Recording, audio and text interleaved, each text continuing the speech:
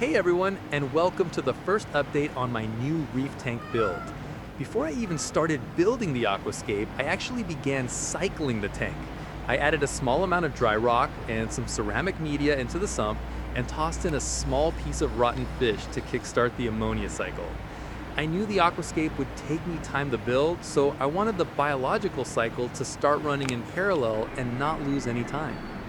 For the aquascape itself, I'm using a combination of dry Marco rocks and X-Pure rocks. The method I'm using to bond the rocks is fast and strong.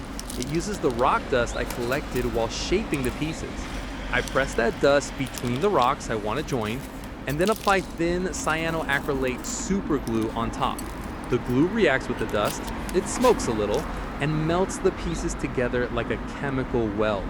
I think this method has a name, but even if not, it works great and saves a lot of time compared to cement. That said, progress is still pretty slow. With work, 2 kids, and everything else going on, I only get a bit of time here and there. But I'm taking it slow on purpose. Once the scape is locked in, it's not something you can easily change. One of my main goals is flexibility.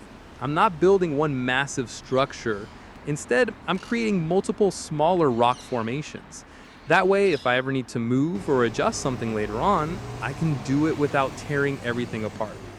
The tank is positioned in the left corner of the room, so the main viewing angles are from the front and the right side. That's why I'm designing the scape to be tallest on the left and gradually lower toward the front and right. It creates a natural slope that looks great from where the tank is usually viewed. I'm also putting a lot of focus on creating negative space. Caves, arches, swim-throughs.